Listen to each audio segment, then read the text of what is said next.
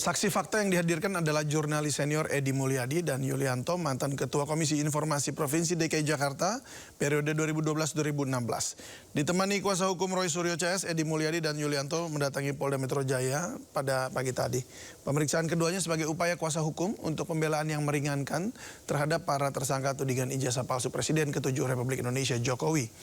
Kedua saksi memberikan keterangan yang berkaitan dengan upaya tim untuk mencari informasi dan melakukan penelitian terhadap data-data yang dianggap penting untuk keabsahan ijazah Presiden ke-7 RI Joko Widodo.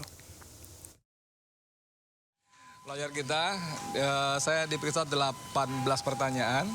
Intinya kira-kira 4 jam. Intinya masih seputar peristiwa doorstop di UGM.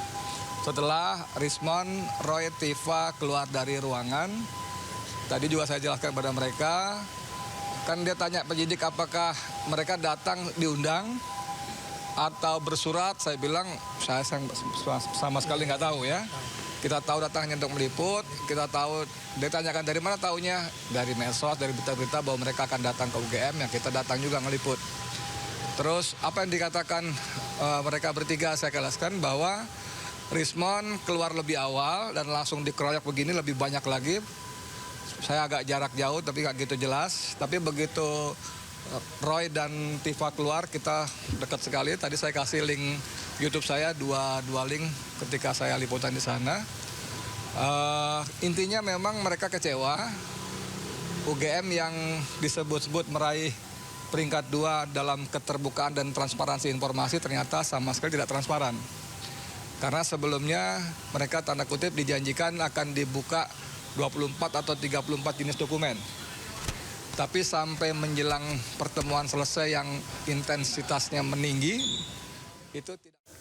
Kemarin Bonatua Silalahi akhirnya menerima salinan ijazah Presiden ke-7 Republik Indonesia Joko Widodo tanpa sensor usai KIP mengabulkan seluruh permohonannya.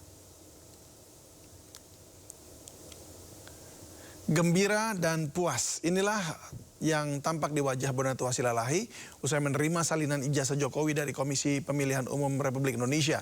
Seperti yang terlihat, tidak ada lagi elemen yang ditutupi dalam dokumen yang digunakan Jokowi untuk pencalonan Presiden Republik Indonesia periode 2014, 2019, dan 2019-2024. Usai menerima dokumen tersebut, Bonatua memutuskan untuk membagikannya ke publik untuk diteliti dan sebagai alat diskusi.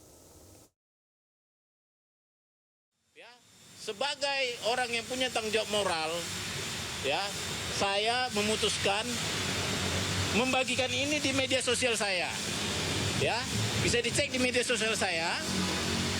Artinya kalau kalian mau meneliti, jangan pakai teliti yang dibikin orang lain. Ya. Takut saya nanti karena ada kebencian, tiba-tiba foto dirubah jadi apa gitu kan? Ya. Tanda tangan dirubah jadi apa sehingga kawan-kawan terjebak pada fitnah karena meneliti sampel yang tidak sekunder. Ini kan sekunder ya, seperti itu. Jadi nanti silakan mungkin nanti malam saya akan upload ini. Nah, mari kita berdiskusi seluruh Indonesia. Kita jadikan ini diskursus publik. Semua kita dari sini mari berbicara dengan gaya peneliti, tapi jangan sembarangan tuduh seperti itu. Kita hari ini sangat berbahagia ya bahwa barang yang kita nantikan, barang yang kita sudah minta selama berbulan-bulan, bahkan dengan lelah, keluar waktu, tenaga, dan segala macam, kita minta ke Komisi Informasi, akhirnya hari ini dibuka. Yaitu ijazah yang digunakan Joko Widodo untuk mencalonkan diri jadi presiden di tahun 2014 dan 2019. 2014 yang bawah, 2019 yang atas. Nah, ini mengkonfirmasi temuan-temuan yang saya dapatkan dari sumber lainnya, namun ternyata ada yang salah di sini. Jadi di sini agak berbeda dari sumber-sumber yang saya dapatkan mengenai ijazah yang digunakan 2014. Tetapi itu nanti akan kita investigasi lebih lanjut dan akan kita umumkan hasilnya begitu. Begitu mendapatkan salinan ijazah, Bonatua pun membandingkannya dengan yang tersebar di media sosial. Berikut cuplikan dialognya bersama rekan Kevin Pakan di Sindo Sore. Pemirsa, kita akan mencoba. Ini tahun 2019 ya. Oke, 2019 membandingkan dengan apa yang tersebar di media sosial. Kita akan tunjukkan pemirsa sebentar.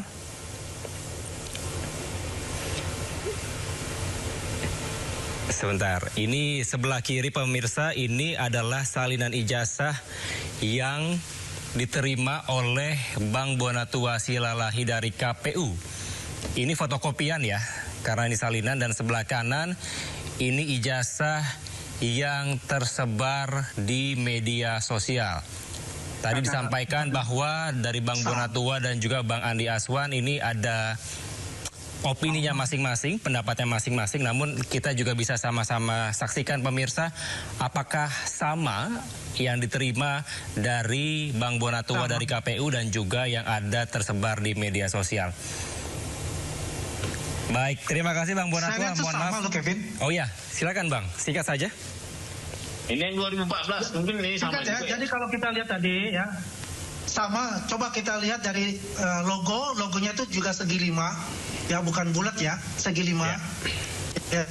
Dan itu hanya bedanya cuma ada legalisir aja sama cap merah di atas. Ya, terkait hal ini Roy Suryo CS akan mengajukan Bonatua Silalahi sebagai ahli dalam kasus tuduhan ijazah palsu Jokowi. Kuasa hukum Roy Suryo CS, Refli Harun, menilai salinan ijazah Jokowi yang diterima Bonatua sudah seharusnya identik dengan ijazah yang menjadi barang bukti oleh kepolisian. Jadi kebetulan kemarin kita melakukan rapat konsolidasi untuk saksi dan ahli, dan insya Allah Bonatua adalah salah satu ahli yang ingin kita ajukan.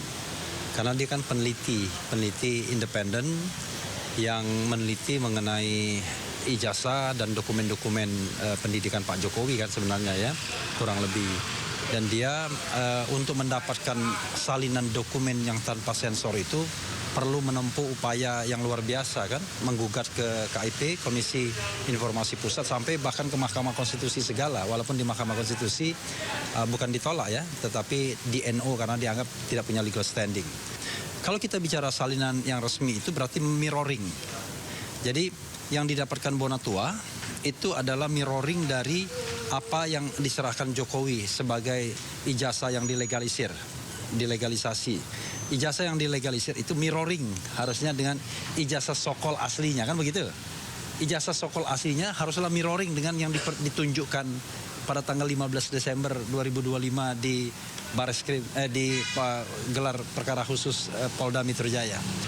Nah, jadi apa yang didapatkan Bonatua ini memperkuat bahwa apa yang diteliti Roy Suryo, Rismon Sianipar, dan Fauzia Tiasumam adalah barang yang diserahkan pada waktu pendaftaran sebagai presiden 2014 dan 2019. Dan itu menurut penelitian, hasil penelitian sekali lagi, itu palsu.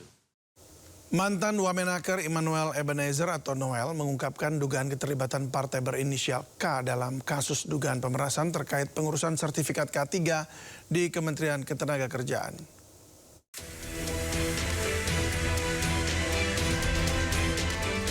Ex-Wakil Menteri Ketenagakerjaan Immanuel Ebenezer atau Noel kembali berbicara soal partai politik yang terlibat dalam perkara dugaan korupsi pemerasan sertifikasi keselamatan dan kesehatan kerja K3 di lingkungan Kementerian Ketenagakerjaan. Menurut Noel, partai terlibat itu memiliki huruf K dan memiliki 3 huruf. Hal itu disampaikan Noel sebelum menjalani persidangan di Pengadilan Tipikor pada Senin pagi. Namun Noel tidak merinci apakah 3 huruf itu menandakan singkatan partai. Ia juga enggan memberikan clue terkait warna yang identik dengan parpol tersebut. Partai saya kerucutkan ya, kemarin kan K, sekarang 3 huruf. Oke, untuk sementara itu dulu. Singkatan Bang, 3 huruf. Oh, udahlah, nanti kawan-kawan tahu lah. Warnanya dua warna-warna. Jangan kasih orang lagi, nanti semakin nanti dulu. Ikutin terus. Ikutin terus sebelah kan. Di fakta persidangan kan sudah ada tuh, semua mulai keluar tuh keterangan saksi. Bukan saya yang menyampaikan ya, tapi fakta persidangan jaksa, lantas saksi-saksi yang menyampaikan, bukan saya. Gitu. Hijau ya Bang? Saya nggak mau ngasih warnanya. Hijau apa oranye Bang? Nggak mau ngasih tahu juga warnanya. Bu Ida Fauzia. Jangan ya, bukan saya yang nyebut. Sidang dan saksi dan Pak Jaksa, bukan saya ya. Terkait inisial partai K itu udah saya sampaikan tadi tuh. Semakin mengerucut 3 huruf, ya, oke? Warnanya Bang, warna hijau Bang. Saya nggak mau nyebut warnanya dulu. Noel menyebut keterlibatan partai itu berkaitan dengan aliran dana. Ia hanya meminta publik untuk mencari latar belakang dari seorang sosok menteri yang dipanggil Bu. Dari Jakarta, tim Liputan iNews melaporkan. Dan berikutnya pemirsa, untuk mengetahui situasi terkini di Kejaksaan Agung, kita sudah terhubung dengan Kea Della Rosa. Selamat sore Kea, kami dengar ada tindak lanjut tentang kasus korupsi. Kasus yang mana?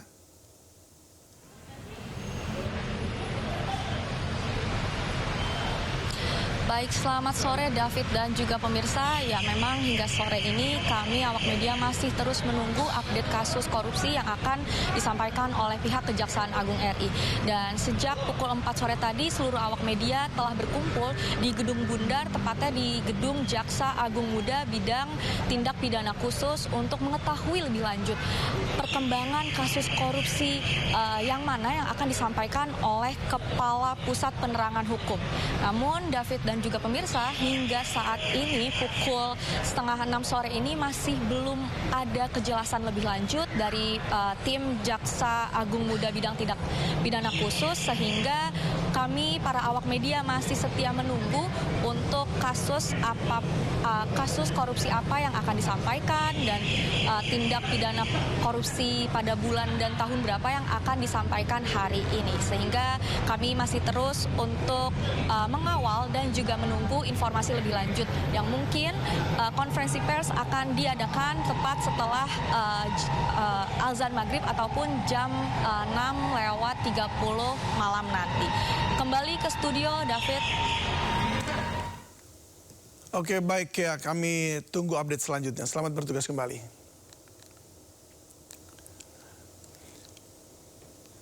Ya, pemirsa, terkait Komika Panji saat ini, Polda Metro Jaya akan meminta keterangan ahli dalam kasus dugaan penistaan agama yang menjerat Komika Panji Pragiwaksono. Dan sejauh ini polisi telah memeriksa 27 orang saksi. Kabid Humas Polda Metro Jaya Kombes Pol Budi Hermanto menjelaskan pemeriksaan saksi dan ahli dilakukan untuk mendalami materi terkait latar belakang dan tujuan show Mens Rea. Sejauh ini polisi telah periksa 27 orang saksi termasuk terlapor Panji Pragiwaksono. Dan pada Jumat lalu Panji memenuhi panggilan Polda Metro Jaya, dicecar 63 pertanyaan. Ada 27 orang yang sudah dimintai keterangan, termasuk pelapor, saksi-saksi. Ini akan berkembang kepada nanti akan permintaan keterangan klarifikasi dari ahli ya. Nah ini berkembang, kemarin juga kami sampaikan bahwa saudara PP hadir atas undangan klarifikasi penyidik didamping dari kuasa hukum. Kita beri ruang kepada teman-teman penyidik untuk mendalami. Pasca kisruh penonaktifan kepesertaan BPJS Kesehatan, pasien kanker di Bandung, Jawa Barat di Yayasan Rumah Ambu tidak dapat pelayanan kemoterapi.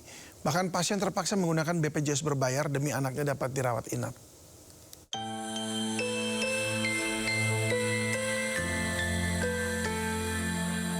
Setelah penonaktifan sepihak kepesertaan BPJS Afzal, seorang anak berusia 3 tahun penderita kanker di Kota Bandung, Jawa Barat tidak mendapatkan pelayanan kemoterapi lantaran rumah sakit menolak pendaftaran karena status BPI BPJS-nya nonaktif. Hingga kini, Afzal merupakan warga Garut ini berada di rumah singgah Yayasan Rumah Kanker Ambu dan belum menjalani pengobatan Wilms tumor atau kanker ginjal karena baru menyelesaikan pendaftaran BPJS kelas 3. Menurut orang tua Afzal, status BPJS sang anak baru aktif sebulan dan kaget setelah dinonaktifkan tanpa pemberitahuan. Dirinya mengaku sangat membutuhkan penerima bantuan iuran PBI BPJS Uptik pengobatan anaknya. Perasaannya tuh kaget gitu ya, soalnya kan dede tuh masih panjang perjalanannya ya, belum kemo kan tertunda dulu karena operasi lagi gitu ya. Kemoterapi terus radiasi ya masih lama, menderita penyakit tumor Wilms, kanker ginjal, jadi dia perutnya membesar. Iya, ginjalnya juga udah diambil satu pas Desember tuh dioperasi. Itu kan padahal itu dede tuh BPJS-nya tuh baru aktif di tanggal 1 November aktifnya tuh. Ya makanya kata saya kaget, kok kan dede baru BPJS-nya kok bisa nggak aktif lagi gitu. Hingga saat ini rumah singgah Yayasan Rumah Kanker Ambu merawat 31 anak penderita kanker dan baru 1 anak yang terdeteksi nonaktif. Di sini semuanya kanker, leukemia dan tumor berbentuk tumor ada yang hinggap di leher atau di perut gitu. Semuanya pakai BPJS. Ini semua pakai BPJS yang dari pemerintah, yang PBI. Nah, saya juga takut ini ke depannya anak-anak AMO di-off-in ya, dinonaktifkan. Diharapkan pemerintah tidak sepihak menonaktifkan PBI BPJS lantaran fasilitas kesehatan tersebut sangat dibutuhkan oleh masyarakat yang kurang mampu. Dari Bandung, Jawa Barat, Ervan David, iNews melaporkan. Terkait kisru penonaktifan kepesertaan BPJS Kesehatan, DPR dan pemerintah sepakat layanan penerima bantuan iuran dibayar dalam 3 bulan. Dan DPR serta pemerintah juga sepakat BPJS Kesehatan aktif melakukan sosialisasi apabila terjadi penonaktifan kepesertaan penerima bantuan iuran.